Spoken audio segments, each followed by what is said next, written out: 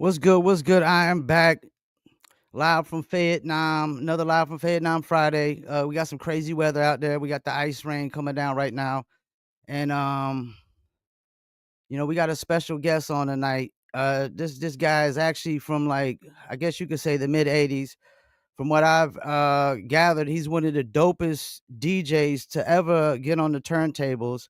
And doing my research, he definitely has had a life that is nothing short of dramatic. I could tell you that much. Let's bring on the one and only DJ Too Tough. Too Tough, how you doing, man? What's good, fam? Trying to get my little camera area set up right here. How's your weather out there? Oh, I just got done little 3 inches. It's all right though. It's kind of cold. My son built an igloo today Oh, that's what's up. in the schoolyard, so we still holding the snow down, but it's not currently snowing. But it's good. It's good to be on here, good bro. So I want to start with like a basic question at first. Like, what inspired you to get into the turntables DJing? Well, I seen a TV show called Graffiti Rock back in the day. Just happened to catch it one night. I saw Jam Master Jay scratching on there with 1,200 turntables, and I had a friend. His name was Anthony Ray. He lived a couple blocks past where my mom told me I shouldn't go that far. But I went that far anyway, and I ended up running to a person who would pass me this incredible gift. He taught me who Cash Money was, who Jazzy Jeff was, who Lightning Rich was. And these people were all like pioneer Philly DJs on the scratch circuit. Turntablism before it had the title turntablism, I guess you could say. And the Okay. way that I learned how to scratch was because my man Yo-Yo, he was a DJ as well. And he taught me everything about who these people were and to how to do the fader movements, how to move the record fast or slow, what a spin pad was, what kind of needles I needed to get so the record wouldn't jump when I was scratching. And he cut with both turntables on the left-hand side, and we only had one mixer. So I ended up cutting with both tables on the right-hand side in a battle position. So the year is about 85. I got real good real quick. And by 87, I had recorded scratches on a song called My Part of Town by Tuff Crew. Yeah. And then the rest is kind of like, 35 years later, those air scratches, people have been doing those air scratches all over the world. And it's a pleasure, to be on here and talk about some of the great journeys that hip hop took me on throughout my life so far. So it says you worked at KFC and saved up to get the turntables. Like, how many checks you think you had to save up before you got the turntables? Well, back then, a 1,200 was $286. So I only had to save up like 2 checks. You know what I mean? My mom bought me the other one, so then I was all set with two 1,200s. Because the first turntables I had was Pioneer S100s, straight Okay. arms, direct drive, and I had them about this far apart. One was all the way over there, one was all the way over there. Obviously, I hadn't met my man Yo-Yo yet, but he passed me such an extraordinary gift. And one good thing about him is that he was an encourager and a teacher. He got murdered in 1997, Oh so I man. can't bring him on the show with you actually, or let you hear any of his turntable wizardry techniques on how to become the best DJ. But one thing I know is that practice is essential. We make mistakes because we practice, and then we get better because we made mistakes.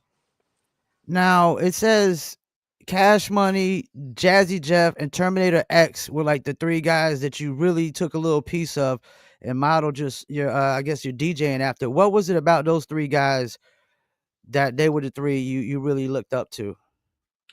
Well, as I said, I told you about these mixtapes, which was really scratching tapes from the Wynn Ballroom, which was Okay. a local venue in West Philly here, and learning off of those guys. There wasn't too many other. We didn't have access to anything else because there wasn't no YouTube or anything. So the tapes that Yeah. we had, I took that as some special call from the universe. It's exactly what I needed at the time, and I got busy with the scratching. Fast forward a little bit to my first show, which was at a place in Philly called the After Midnight. I performed there with Terminator X, with a couple Terminator X, Public Enemy, Chuck D. A couple months before that, they dropped the album called Yo Bum Rush the Show, Yeah. and it was just shocking to me to hear the complete switch up in production style that Bomb Squad was putting out with a lot of noises and stuff behind it. Really crazy, really militant. And the DJ was especially,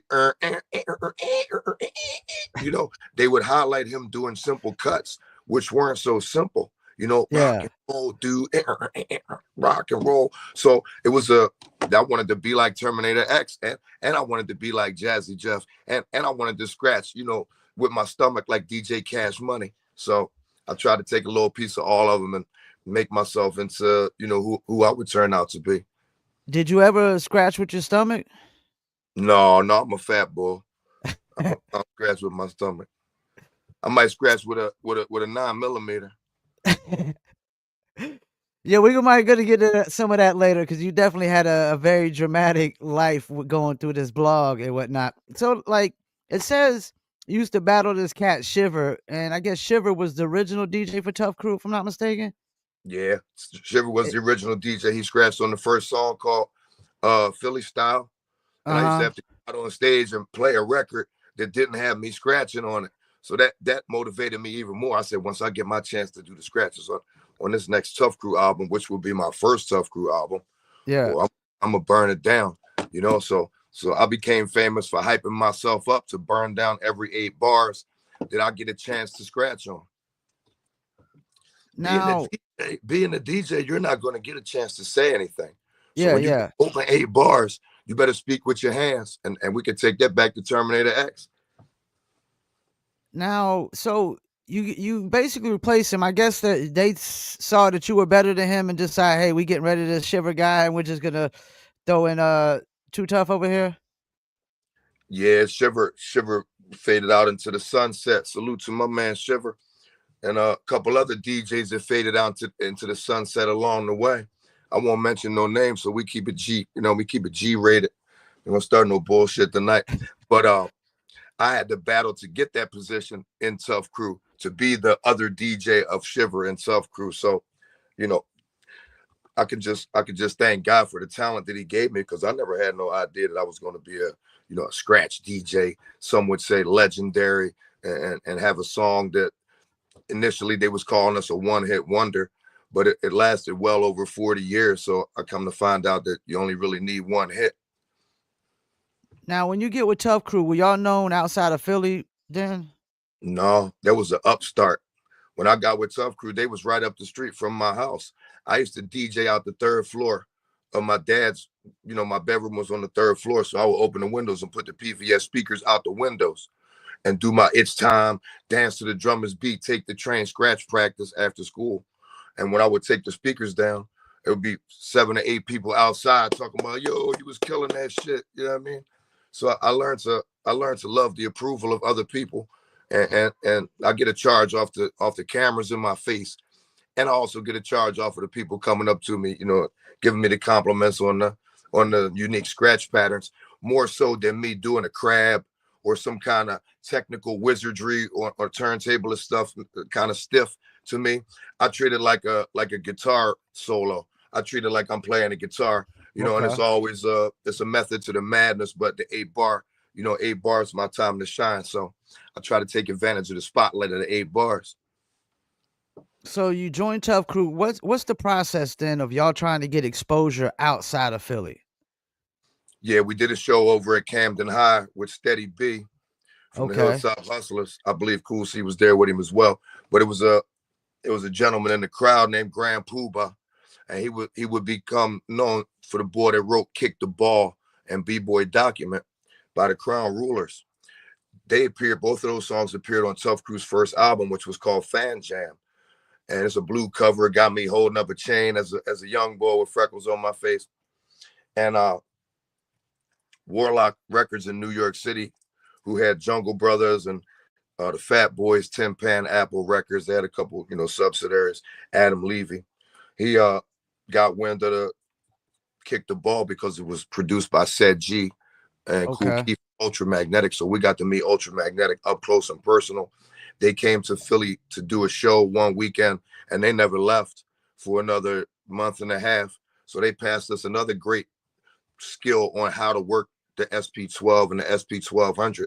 And right there, our beats changed over from what was on that, what was on that Fan Jam album to the next step, which was like Danger Zone, Open Field Attack, Bound to Ike, Wreck Shop, What You Don't Know. The progression musically was huge for us because we didn't have drum machines that had that much sample time on it. So it was a huge open door for us to run through. Now, so y'all get exposure, y'all pretty much get on. Was there any other groups outside of Philly then? I know there was solo artists, but was there groups? NWA. Well, Uh, out of Philly? oh no, not out of Philly. Other groups out of Philly. No, there Yeah, was at that time. Task Force, uh, Okay. Major Figures. Uh, I mean, you could call the Hilltop Hustlers a group if you want to. Chuck Nice, Woody Wood, and EST, Steady B, Cool C. No, Okay, but yeah, yeah. I but guess you could say like there's some soloists that had a group together pretty much, yeah. yeah, it wasn't too many groups from Philly. The Mighty B Force. Uh, there was DJ Crews. Before Okay. that, Grandmasters of Funk. But we're from down Badlands, place called Kensington. Y'all might heard about it in the news because it's a fentanyl and heroin, trank epidemic going on down there. But that's where Tough Crew hails from the middle of Kensington. So we always had, our posse was thick. We always had a Mhm. lot of dudes with the black skull and crossbone shirts on. And some of them we ain't even know them. They was just rocking for Tough Crew because we was screaming North Side.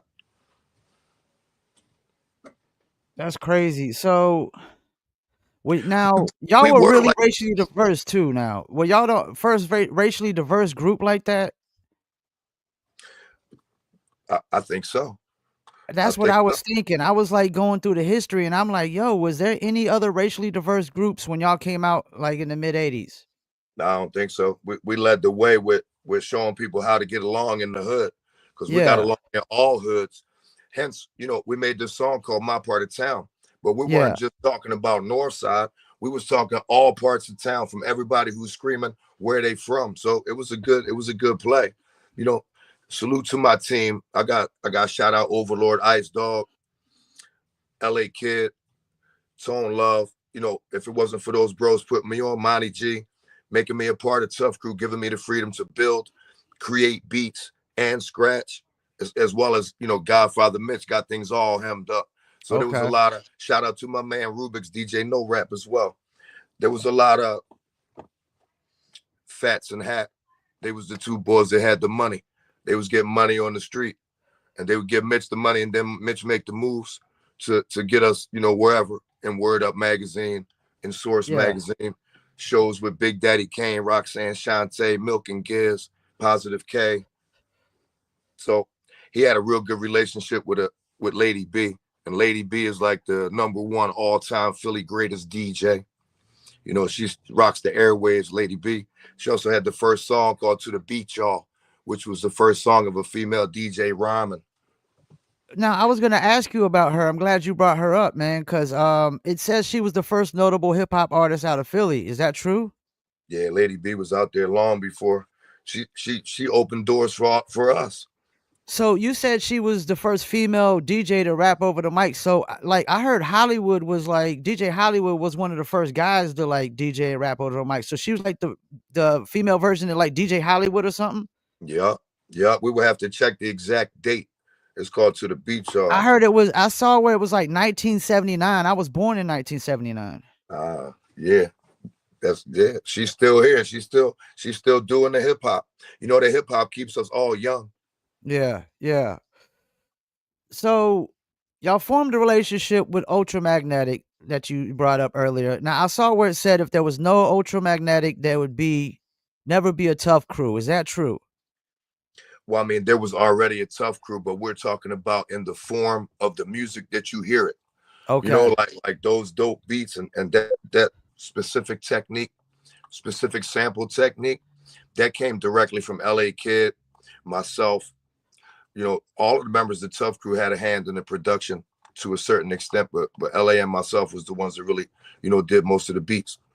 And the knowledge that we gained on how to work at SP12. I mean, I remember it like it was yesterday, sitting down there with said G. And not so long ago, I just came off tour with said G. and Ultramagnetic and TR Love. And I went to 7 different countries in 18 days and visited and did things that I never possibly could have imagined. They were dreams. Maybe one day I could get to Uh-huh. Europe. They saying I'm a legend. Maybe one day I could get to Europe. And then, and then God blesses you with it. It falls into your lap. Two things. One, I was really prepared for that, John.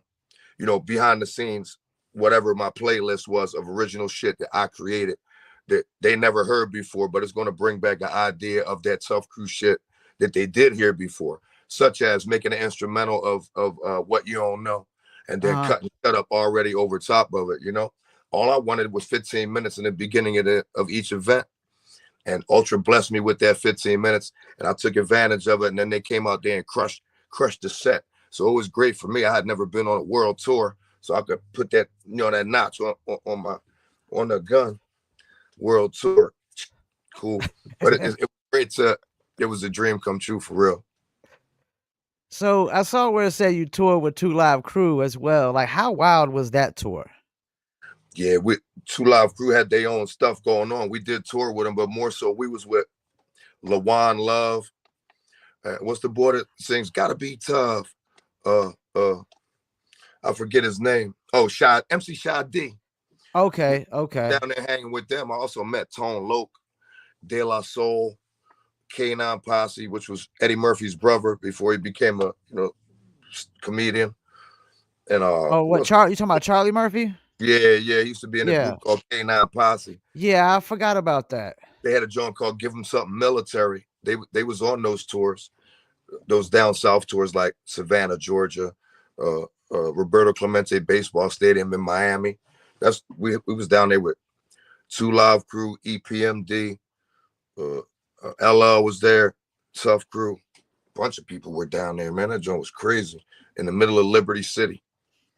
So being in the midst of down there, that's how y'all ended up doing these shows with Tone Loc and De La Soul, where it says the money. It says the money wasn't coming correct. Was that like kind of the start of problems with the group? Yeah, well, we were young, so Yeah, when a genre is first being born, as hip hop was just being originated at that point, not only was there not that many rules, but we definitely didn't know the rules of the per se yeah, music business. We just knew that we wanted to rhyme. We liked the crowd. We love making beats. I love to scratch, and somehow all of that managed to mesh together into a group. And then we made a few songs, and we got a taste of going to New York.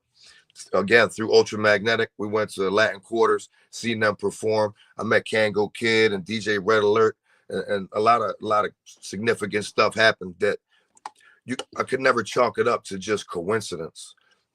So it's been an amazing ride, to be honest with you. now Philly hip hop. A lot of artists came out of Philly. I mean, a lot of artists. Do you feel like Philly gets enough credit for all it's done in hip hop? Yeah, I think Philly has cemented its place in the hip hop world. Even we got State Property, Beans, Free, Petey. Before that, you had Tuff Crew. Now, Meek Mills. We got Lil Durk. It goes on and on and on and on. And then there's a whole underground scene that might not be on BET from Philly.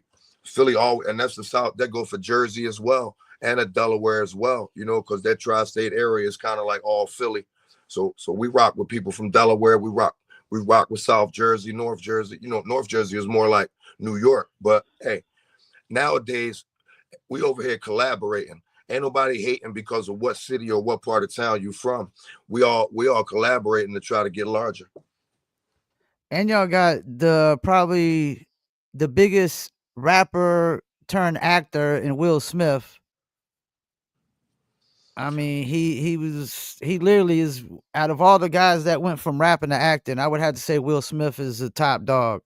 Yeah, well, he went through the stratosphere, superstar, Now, and how do that's you good. feel about the modern day Philly rappers? I fuck with the modern day Philly rappers because it's a whole scene that really nobody might not know about. We can start that out with AR Rap, Okay. Freedom Men, OBH. We got to include OT the Real in the mix. I DJ for OT the Real. I went on tour with Benny the Butcher. and seeing things that I, pack houses of gangster Griselda, smoke in the air shit. So shit was incredible. There's a lot of rappers from Philly, Freeway, Beans. You know what I mean? This is the new school from Philly. I pay attention. I pay attention to all the new rappers. Um,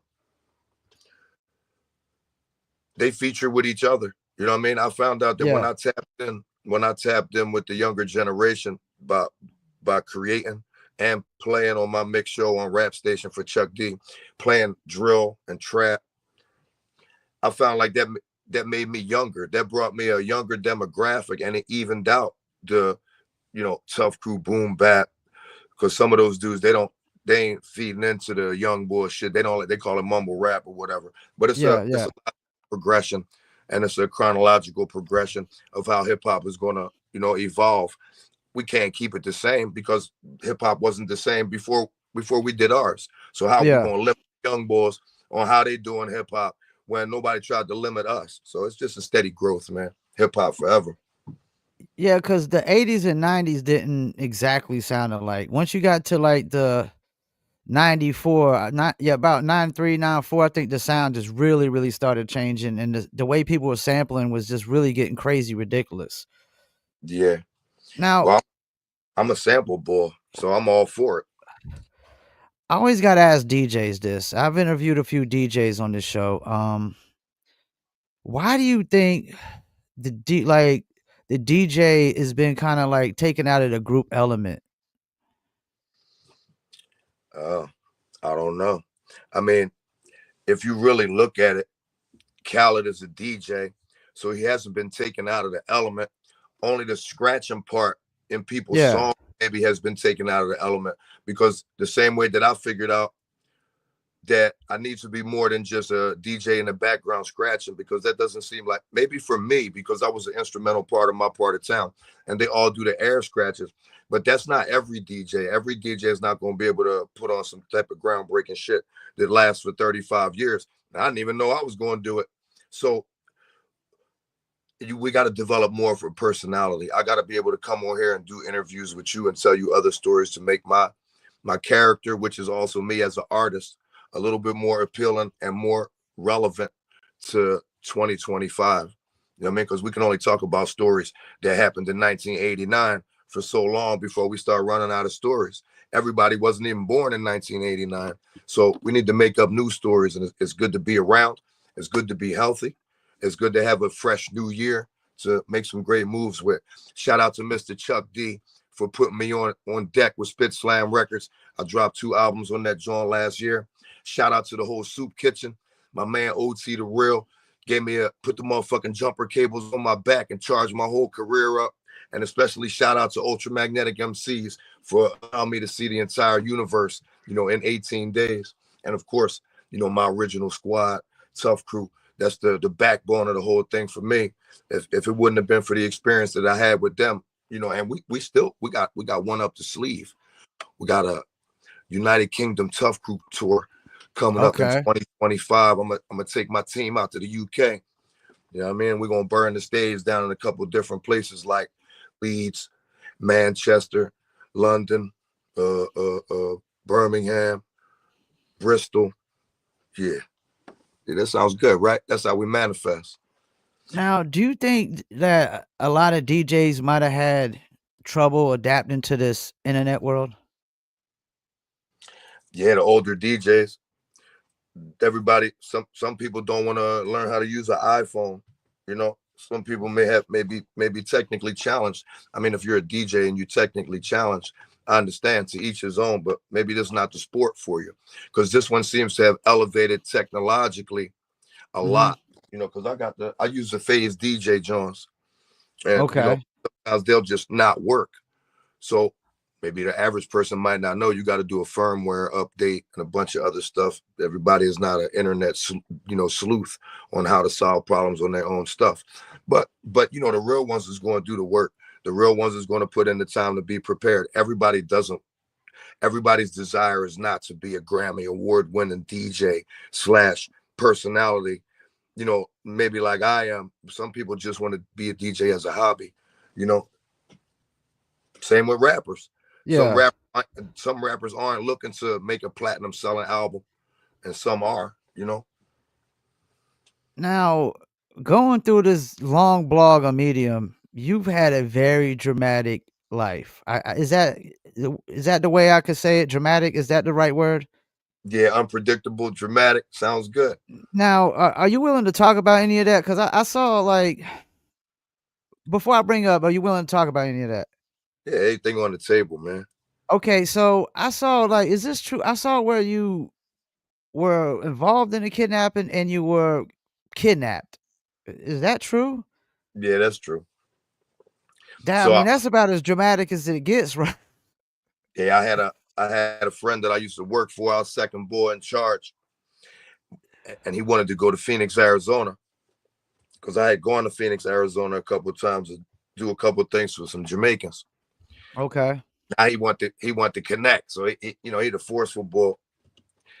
He talking about just come outside for a little bit. I just want to talk to you. I was like, bro, come outside. I said, I got my bedroom slippers on, bro. From there, we were gone for 19 days. Drove to 19 days. drove to Phoenix, Arizona. I got dropped off on the side of the road in Nashville, Tennessee. You know, Damn. he came back, picked me up in a different car. Yeah, it was always some wild shit with this boy. He had a his name was Dino. He had a studio in Kensington called Sunrise Studios. And you know, he was a hustle boy, get money boy. And the studio stayed open for maybe a year and a half, and then he sold it. But it was always some kind of, you know, for the time that I wasn't too tough, it's kind of cause I took a job that I didn't have a way to get out of. And although the money was lucrative, it didn't seem to be an exit plan. And even when I did think I had an exit plan, you know, it, none of my cars started that day. When I Yeah. executed the first day of the exit plan, sabotage maneuvers started to pop up in my life. So, you know, I didn't have a solution for it then. But since then I found a solution that's ultimately better than running around in the streets, you know, ducking and dodging, trying not to So get killed. it also said like you let somebody loan them some like 2 crates of records for a car, and then it comes to find out that it's stolen. Like, whatever happened with your record crates? Oh, I Did got you the ever get crate. those back? Yeah, I got the crates back. It's an area in Kensington called McVeigh Playground, and they Uh-huh. called it a swoop troop. So I knew one of the boys, and he had a car. He said, he said, I'm DJing a party. Let me hold, you know, a couple crates of records. I'll let you hold my car. I said, all right. But I didn't know the car was stolen when he gave it to me.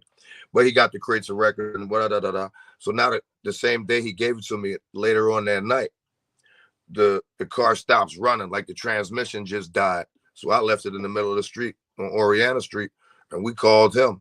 And he was playing the ducking game and all of that. He was probably scared because, you know, of course, you didn't tell me that the car was stolen. So that's the first ass Man. whooping that you're going to get.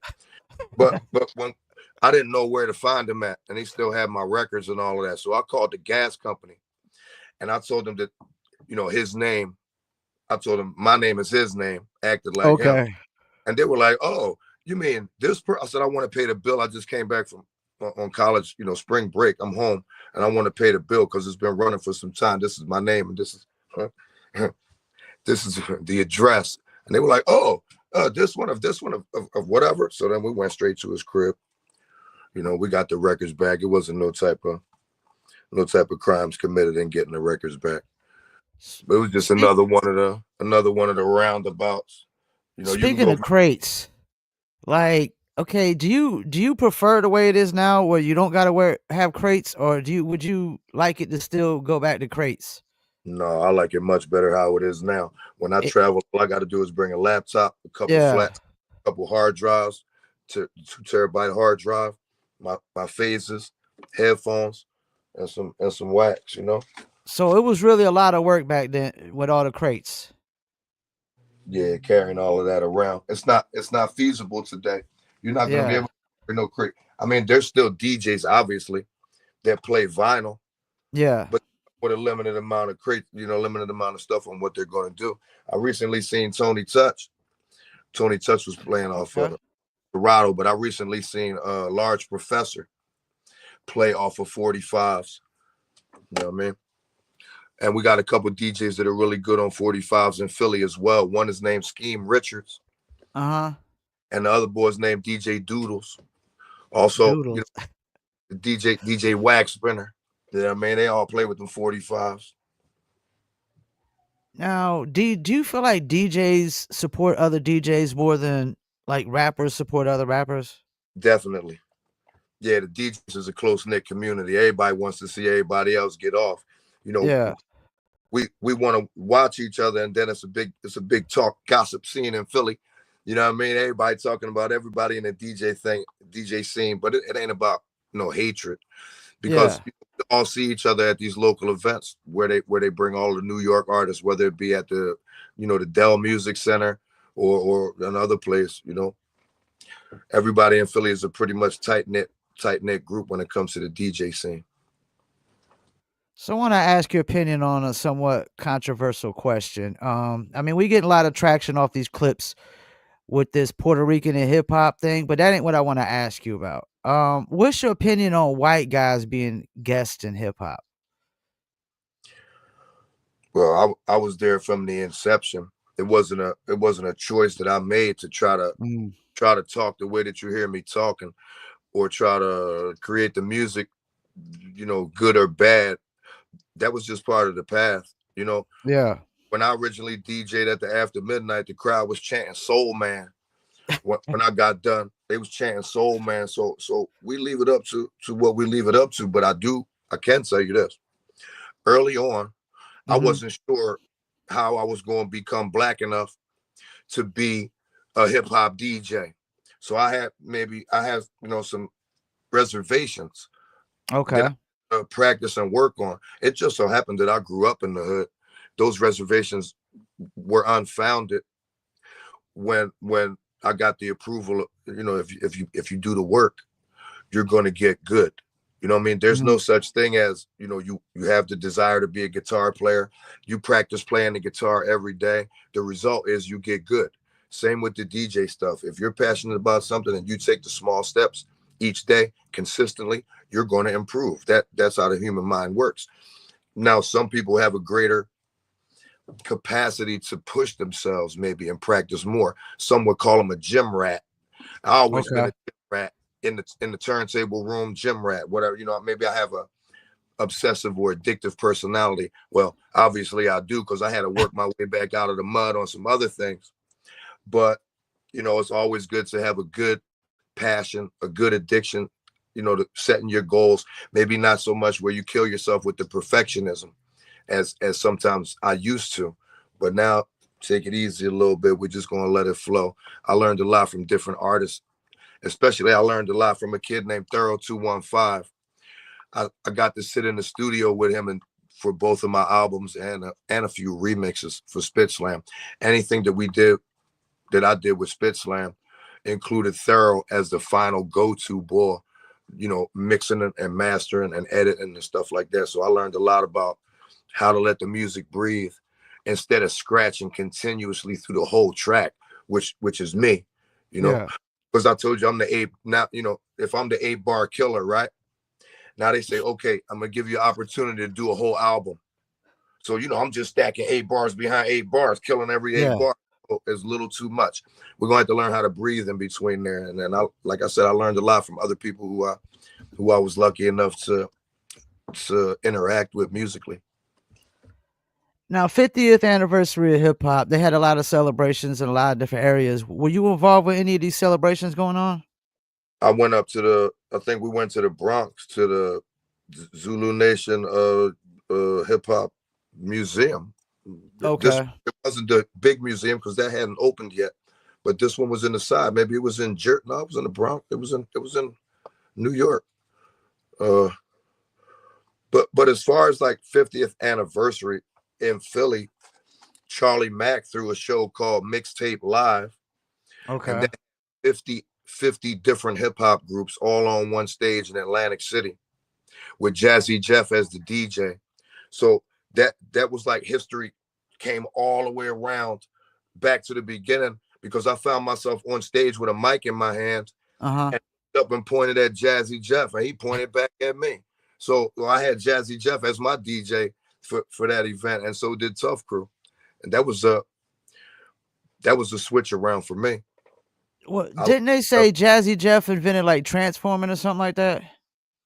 yeah, we all had a hand in putting a lot of different things together. And you know, who I'm not exactly sure who the inventor of it is. I know we had a kid from North Philly named Lightning Rich.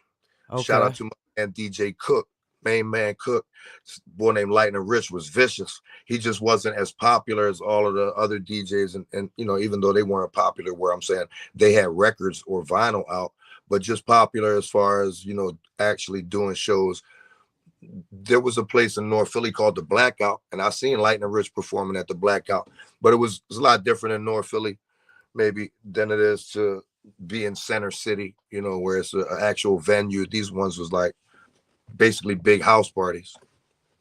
But Lightning Rich, I don't even know if you could Wikipedia Lightning Rich and find out anything about him. But rest in peace, Lightning Rich. He was a big influence on me because that was the third dude. They had a lot of different tapes out with him scratching that we learned from in 84, 85, 86, 87. Now you had some solos, if I'm not mistaken, right? Like Solo solo album, albums? yeah, Yeah. one. My first solo album was called Behold the Debt. Actually, my first solo album was on Rough Nation, just released double vinyl, called DJ Two Tough's Lost Archives, and that features 19 songs that I did from 1991 to 1993 after the breakup of Tuff Crew. You can find that online, all platforms, everywhere, and it's on vinyl. After that, I got a deal 2 years ago, in 2022, 3 years ago, with Chuck D. My first album that I released on Spit Slam is called Behold the Detonator. Features, Okay. the mixing and mastering by Thorough 215, production by Obvious Bane, Rapid Fire, a zillion records, DJ Brown Bum. And then after that, I did a joint called Me Versus Me. So this is the first time that I had ever done solo albums. And some of the ideas that I used to kind of try to like pay homage or pay it forward, I use like clips from OT to Real. If you burn us, then it's guns first. You know what I mean? So it would show and pay off that later on I went on tour as his DJ on the Everybody Can't Go tour, Black Soprano Family Records. But this song that I made was way before it was even any kind of, you know, innuendos that I might be able to become somebody's DJ. I was just rocking on the sideline, you know what I mean, paying attention, showing up at video shoots, small Now at you say taking you up got small tours acts. coming up. You say you got tours coming up. Are y'all gonna be making any music under the Tough Crew name ever again? Well, we just dropped the album called Back by Dope Demand on Rough Nation. It's on YouTube. It's also on vinyl through MVD Entertainment.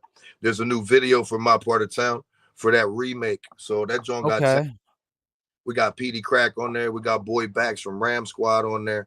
So that joint is out now. Tough Crew. That was the first album that we created as a group with our own production in 33 years. And when did that drop? That dropped 2023 last year. 2023? Okay. So yeah, at the end of 23. It's called Back by Dope Demand. And so there ain't no ill will between anybody in the group anymore, right? No, we all tied. Hey, we went over Europe and burned down Amsterdam and Urban Matters. First time I ever went over Europe was with my crew.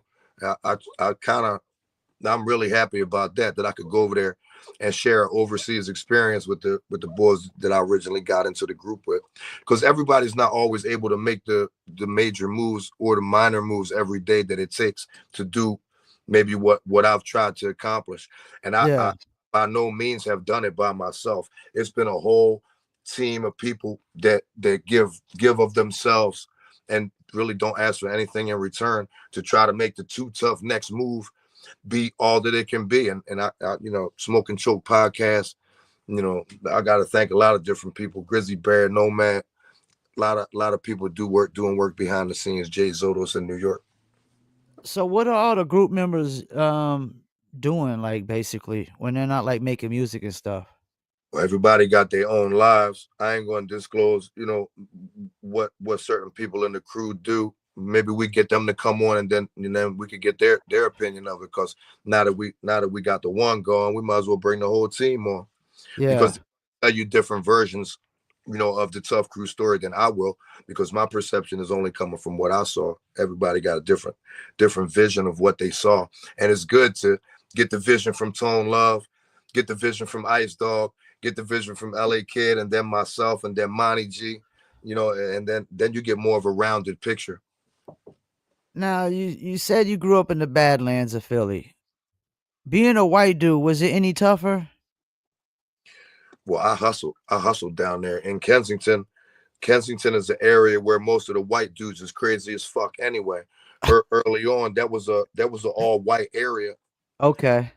Times if you were non-white, you might get chased home from school, because I often heard stories of when I was a young boy, of my friends telling me, "Yo, them white boys chased us home from school. They was throwing bottles at us and everything." So now you see, I'm on the other side, Yeah. where where it's more mixed. Yeah. So say them white boys. Now I've assumed that now now I've been accepted on this side. So now I can Yeah. call white boys too. Yo, fuck them white boys. You know what I mean? And not realizing that other people are looking at me like, dude, you're white too.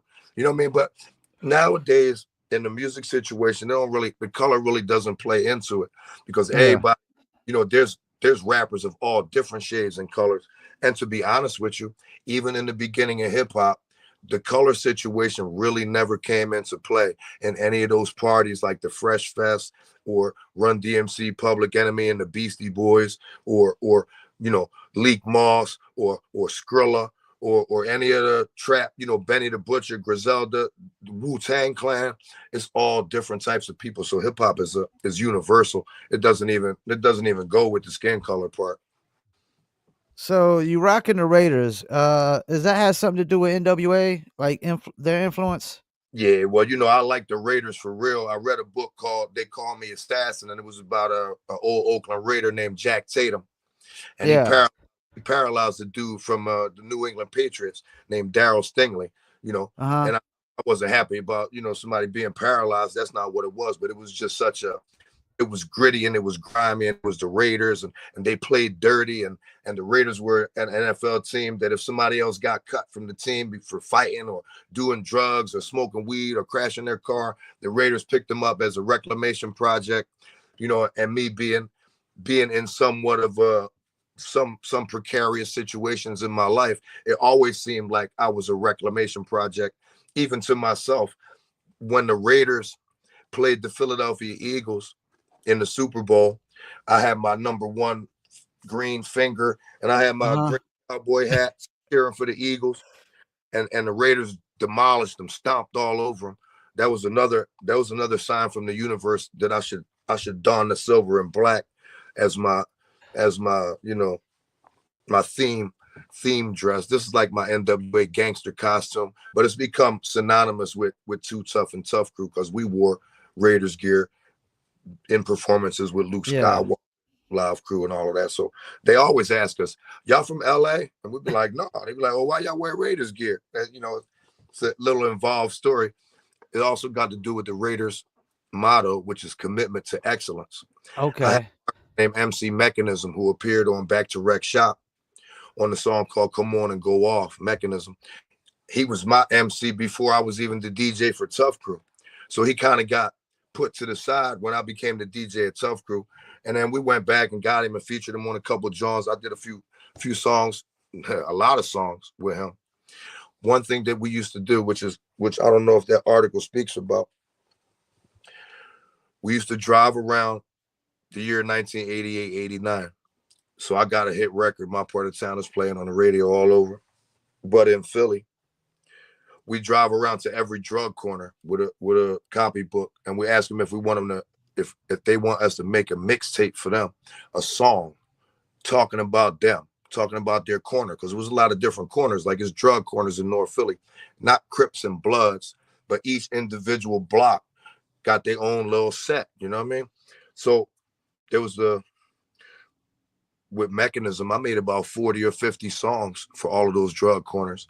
and I made a nice amount of money making actual songs, not just mixtapes with other people's music on it, which I also did that as well.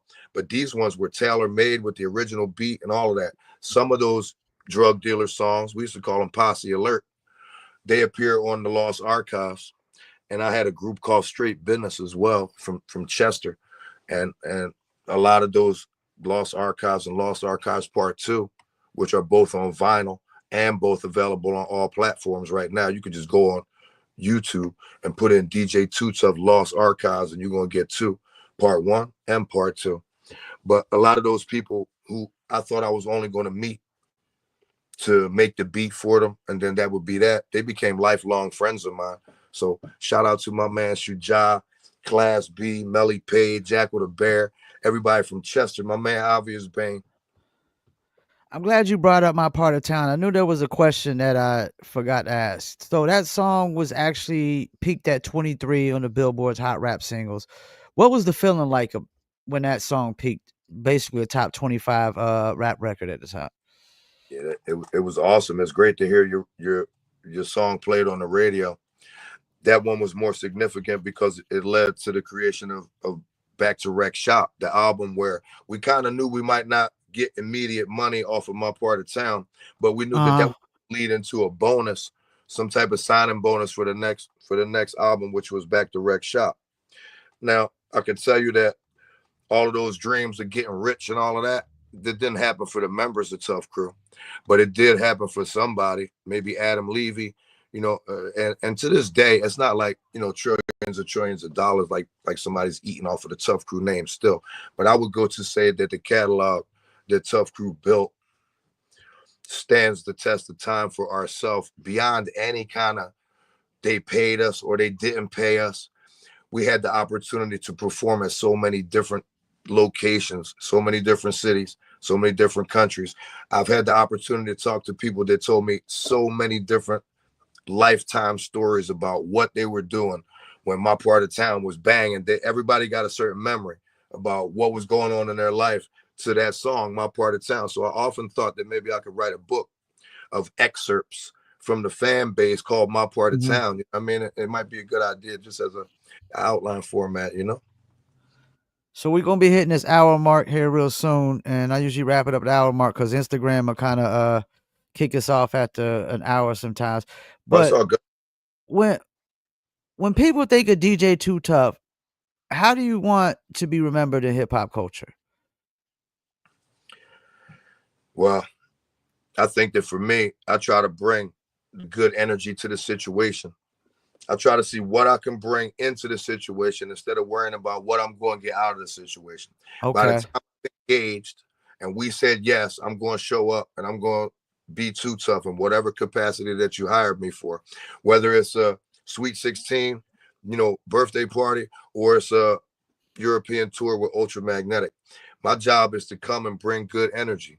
My second job is to overcome any obstacles that might present themselves along the way. The first way that I could overcome obstacles is by being prepared. If you're a DJ, have your playlist, have your set list, know about the drivers for the mixers that you're going to use when you go into each individual venue.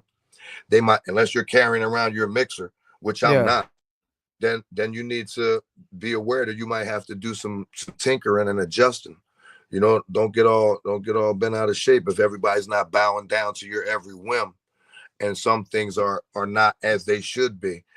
The sound man was my best friend through every one of these shows that I did with OT in Southampton, London at Chip Shop, and with Ultra. The sound man is always a DJ's best friend because he's going to help you work over the rough spots. And then, you know, the interactions with the crowd. I know that I know that a lot of people that I used to message on Facebook when I went to Europe in all of those countries and cities and countries that didn't know anybody in those countries. Well, it sure seemed like I knew a lot of people there because there was a line of people with Tough Crew records for me to autograph at the end of the show. And that made me feel really good, man. Shout out to my man Hans from Urban Matters, who brings me over there every year to Helmond, a little city in the Netherlands. He was the one that took a chance to bring Tough Crew over to perform after, a 33-year hiatus. And we came out Yeah. there and we did really well, you know. and it's been moving along ever since. My prime locations are in Europe, and I've been over there in 2024. I went over there a bunch of different times. Sometimes I forget that all of that happened in one year because it was like had my neck breaking, man. Very grateful though, man. Do you think the international scene is at this point is always gonna appreciate I guess we could say nostalgic hip hop more than the US going forward? Most definitely, all of those places love the golden era hip hop, and a lot of the people over there still, create music. Some for a hobby, Yeah. some for their own label, because the 7-inch scene, a seven Uh-huh. inch record on vinyl is big over there. So sometimes artists make their songs and put it on the 7-inch. And just like we used to hustle mixtapes, they hustle vinyl at the shows over there because everybody overseas or everybody in Europe and the UK seem to be of the ilk that they want to put the needle to the record Yeah. while in their house and play it. Of course, they're also going to buy it on their phone to listen to while they're driving and stuff like that. But maybe it's the nostalgic aspect of hearing the warmth of the vinyl to the diamond tip needle. I got one more question before we go. Like when you transition from like records, mixing on records, and you go to something like Serato, is there like a adjustment period, and does it ever affect your scratching at all? Well, when I still use Serato, but I don't use Okay. this control vinyl. I use Phase DJ, which is two remotes that operate by GPS, and they link to my turntables. And I've had zero problems with them joints, except maybe sometimes the battery runs out. But as far as me being able to scratch exactly like if I was using a record, yes, Mhm. yes. So it was life saving for me, not only because all of my records from back in the day got stolen by the same boy, Damn. kidnapped me. You know what I mean? Also, my records was gone after the whole situation. That was just an L all the way around. But Yeah. I was able to get back any song that I want. And the best part about it was I didn't have to pay for it, because we had LimeWire and we had all of the free Yeah. download Yeah, I remember. and all that shit. So it let me catch back up quick when I was still in the midst of, fighting a couple of demons in my life that weren't allowing me to maybe, you know, get to a point where I could get over to Europe. I was just trying to get to a point where I could get out of the streets. All right, we're about to hit that hour mark. Before we go, anybody you want to shout out? Yeah, man. Love and light to everybody out there that represented the Tuff Crew name. Everybody that I met in person overseas. DR, Said G, Cool Keith, Rapid Fire, Ice Dog, LA Kid, Tone Love, my man Jux Money, and especially to you, man, because I had a great time here tonight. Shout out to my sponsor, Pat Z. Had a great time here. Appreciate it. And shout out to Fayettenam, man. The whole Fayettenam, man. Has y'all been through Fayettenam before? No, I want to come through. Yeah, it's Fayetteville, North Carolina. We got our name from Vietnam back in the days because we got the 82nd Airborne out here. So Okay. well, I We got appreciate you taking the time out, man. You're more than welcome to come back on and definitely reach out to the crew and see what's up. We try to get everybody on at once. Yup, that'll be a good look. Hey, look, follow me on all platforms at DJ TOOTUFF at DJ Too Tough everywhere. Appreciate you, man, and I'm gonna definitely keep in touch, man. You a friend of the show, man, going forward. Likewise as well, man. I wish you a happy new year and blessings throughout the new year, bro. I look All right, forward to you coming too. back. All right, peace, man. Peace, brother. Well, there we have it. First interview of the year, 2025. DJ Too Tough and the Tough Crew. They came out like 85. Um, I mean, they rocked for a hot minute, touring overseas, still doing their thing. And Too Tough, from what I gather from a lot of the DJs, that he's one of the nicest dudes on the turntables. From what I heard, the scratches are really, really sick, man. Tomorrow we got music reviews. I don't know what time I'm gonna do music reviews. Make sure y'all submit livefromfayettenam@gmail.com if you want your music reviewed. Make sure you submit MP3s only, no links, MP3s only. And I'll probably go live about 2 p.m., 3 p.m. Eastern time. Appreciate anybody tuning in, everybody that commented. Another episode of Live for Fayettenam in the books. And we got a bunch of interviews still coming up. Hold on, let me go through some of the interviews. We got Phantasm of the Cellar Dwellers. We got Cool Kim from the UMCs, not the ultramagnetic MCs, but Cool Kim from the UMCs. And I booked Young Bleed. We got Young Bleed on the 17th.